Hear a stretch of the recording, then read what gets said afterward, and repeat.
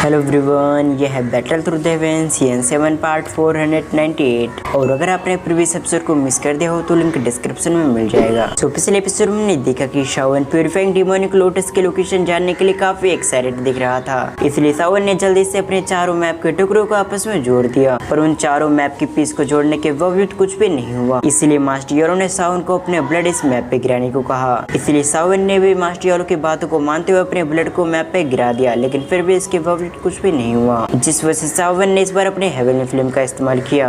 पर heavenly flame भी उस मैप का कुछ भी नहीं बिगाड़ पाई। लेकिन तभी मैप के अंदर से कुछ लिखे हुए शब्द बाहर आ गए, जिससे मास्टर योरो को मालूम हुआ कि अगले 3 साल के बाद ही प्यूरिफाइंग डिमोनिक लोटस अपीयर होगी। इसलिए मास्टर योरो ने शावन को अपनी और भी पावर को बढ़ाने को कहा, क्योंकि मास्टर योरो के अकॉर्डिंग शावन क्या वो खुद भी चाहे तब भी वो प्यूरिफाइंग डिमोनिक लोटस को फोर्सफुली रिफाइन नहीं कर सकते, नहीं तो उन्हें एक पावरफुल बैकलैश का सामना करना पड़ेगा। तो अब वो आगे इस पार्ट की शुरुआत भी इसके आगे से होती है। मास्टर योरो ने कहा प्यूरिफाइंग डिमोनिक लोटस काफी पावरफुल है, इनफैक्ट तुम अपनी बात छोड़ो, मैं खुद भी इसे सबड्यू नहीं कर पाऊंगा। और अगर किसी व्यक्ति ने फोर्सफुली प्यूरिफाइंग डिमोनिक लोटस को सबड्यू करने की कोशिश किया तो उसे एक पावरफुल बैकलैश का सामना करना पड़ेगा। इसलिए तुम्हारी ताकत को बढ़ाने के लिए 3 साल काफी ज्यादा है, और इन 3 सालों के अंदर तुम्हें पहले से भी ज्यादा मेहनत करनी होगी। साथ ही इन 3 सालों में तुम्हें डाओशिंग क्लास तक पहुंचना होगा, वरना तुम भी सिर्फ दर्शकों की तरह हेवनली फ्लेम को आते हुए देख ही पाओगे। क्योंकि अगर तुम बाई चांस इस हेवनली फ्लेम तक पहुंच भी जाओगे तब भी ताकत न होने की वजह से तुम इसे कंज्यूम नहीं कर पाओगे। इधर मास्टर योरो की बातों को सुनने के बाद शावन के चेहरे पे फीकी सी स्माइल आ गई। अभी शावन ने मास्टर योरो से कहा, मैं आपके कहे गए शब्दों को याद रखूंगा,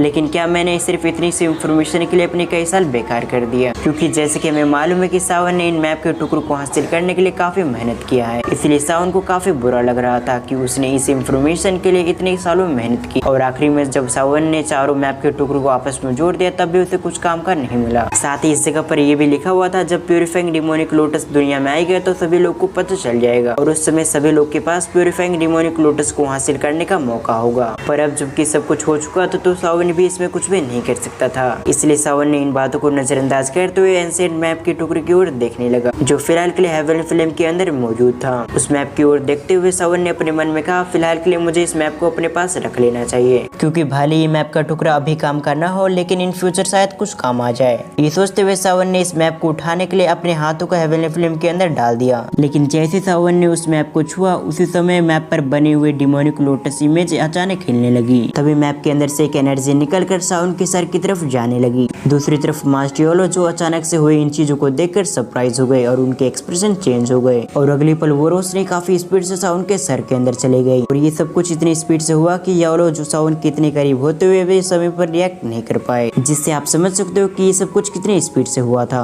इनफैक्ट दूसरी तरफ जैसे वो रोशनी शावन के माथों के बीच में गई, तभी शावन को एहसास हुआ कि उसके सर में एक रोशनी गई है, इसलिए शावन के एक्सप्रेशन भी सडनली चेंज हो गया। दूसरी तरफ क्यूनमुट्स और लेटर फेरे डॉक्टर मास्टर योरो के बाद रिएक्ट कर पाए, और उन दोनों के एक्सप्रेशन भी चेंज हो गए, क्योंकि एंशिएंट मैप काफी मिस्टीरियस था। किसी को भी नहीं पता कि ये रोशनी शावन के लिए बुरी होगी या फिर अच्छी होगी। इधर शावन जिसके सर के अंदर वो रोशनी चली गई थी, वो भी ये देखकर सरप्राइज हो चुका था। लेकिन तुरंत ही शावन हाउस में आते हुए जल्दी से अपने आंखों को बंद कर लिया, क्योंकि शावन को मालूम था कि ये रोशनी उसे नुकसान पहुंचा सकती है। इसलिए शावन ने जल्दी से अपने स्पिरिचुअल फॉर्म में अपनी पूरी बॉडी को स्कैन करने लगा, लेकिन उस जगह पर कोई भी समस्या नहीं थी। इसलिए शावन ने जल्दी से अपनी स्पिरिचुअल स्ट्रेंथ को कंट्रोल करते हुए अपने माथे के बीच की जगह को स्कैन किया, और कुछ ही समय के अंदर शावन को स्कैनिंग करते हुए शावन को एक रोशनी दिखी जो उसके माथों के बीचों बीच मौजूद था। जबकि शावन ने इस रोशनी को देखते हुए अपने मन में कहा, आज से पहले ये रोशनी इस जगह पर कभी भी नहीं था, और न ही मैंने इस रोशनी को पास्ट में देखा, इसलिए जरूर वही मिस्टीरियस चीज है जो अभी अभी एंशिएंट मैप से मेरे शरीर के अंदर एंटर किया था।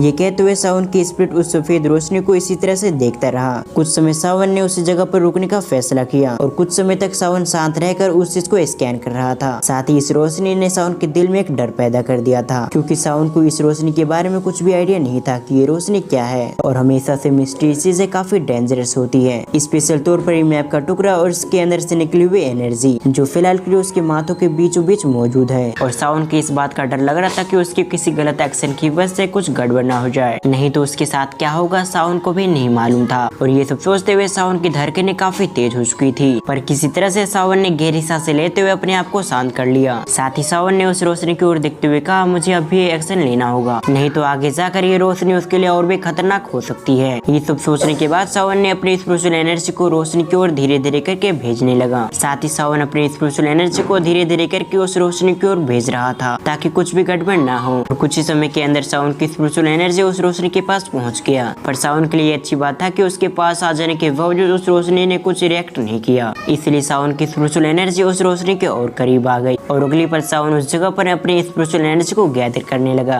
क्योंकि सावन एक पावरफुल अटैक तैयार करने के साथ इस मिस्टीरियस चीज को एक ही बार में खत्म करना चाहता था, ताकि इन फ्यूचर ये रोशनी उसके लिए प्रॉब्लम न खड़ी कर दे। लेकिन इस रोशनी पे अटैक करने से पहले सावन ने इस रोशनी के आसपास अपनी स्पिरिचुअल एनर्जी का इस्तेमाल करते हुए एक घेरा बना दिया, ताकि जब सावन इस रोशनी पे अटैक करे तो ये रोशनी इस जगह से ना भाग पाए। ये सब सोचते हुए सावन ने उस रोशनी के आसपास एक घेरा बना दिया और अब सावन उस रोशनी पे अटैक करने के लिए पूरी तरह से तैयार हो गया। जब सावन अपने स्पिरिचुअल स्ट्रेंथ का इस्तेमाल करते हुए उस रोशनी पे अटैक करने वाला था, तभी उस रोशनी से एक पावरफुल एनर्जी निकली, जो एक सफेद कलर की रोशनी थी। इससे पहले सावन कुछ सोच समझ पाता, उससे पहले ही वो रोशनी बिजली की स्पीड से सावन की सोल के अंदर चला गया, जबकि इस चीज को महसूस करके सावन चौंक गया। मगर सावन को मालूम था कि अभी घबराने का समय नहीं है, इसलिए जल्दी से सावन ने रिएक्ट करते हुए अपने सामने अपनी स्पिरिचुअल एनर्जी को गैदर करने लगा और अपनी स्पिरिचुअल एनर्जी को गैदर करके अपने सामने एक डिफेंस बना लिया। और इस स्पिरिचुअल डिफेंस को और भी पावरफुल बनाने के लिए सावन ने अपनी काफी स्पिरिचुअल पावर का इस्तेमाल किया। मगर दूसरी तरफ वो सफेद रोशनी काफी आसानी से सावन के स्पिरिचुअल डिफेंस के आर पार चली गई और अगली पल ये सफेद रोशनी सावन के सोल या फिर स्पिरिट जो भी कहो उसके अंदर चली गई। मुझे माफ करना, लेकिन मुझे पिछली बार लगा था कि वो रोशनी सावन के आत्मा के अंदर चली गई, पर वो रोशनी उस समय सावन के आत्मा के अंदर नहीं गई थी, बल्कि उस आत्मा की तरफ आ रही थी। तो अब हम आगे बढ़ते हैं। अब जैसे वो सफेद रोशनी सावन के सोल में समाई तो सावन का पूरा शरीर स्टंट हो गया और इसके अगले पल सावन के चेहरे पर दर्द भरा एक्सप्रेशन आ गया। जबकि दूसरी तरफ मास्टर योलो उम्मीद कर रहे थे कि सावन सब कुछ ठीक कर लेगा, इसलिए अब तक उन्होंने इंटरफेयर नहीं किया था। पर जैसे उन्होंने सावन के चेहरे पर दर्द भरा एक्सप्रेशन देखा तो उन्हें समझ में आ चुका था कि अब उन्हें इंटरफेयर करना होगा। ये सोचने के साथ ही मास्टर योलो ने बिजली की स्पीड से अपने हाथों को सावन के सिर पर रख दिया और अगले पल उन्होंने अपने स्पिरिचुअल एनर्जी को सावन की बॉडी में फोर्सफुली डालने लगे। हालांकि जब योलो की स्पिरिचुअल एनर्जी सावन की बॉडी में जाने वाली थी, तभी सावन ने अचानक से अपनी आंखें खोल ली।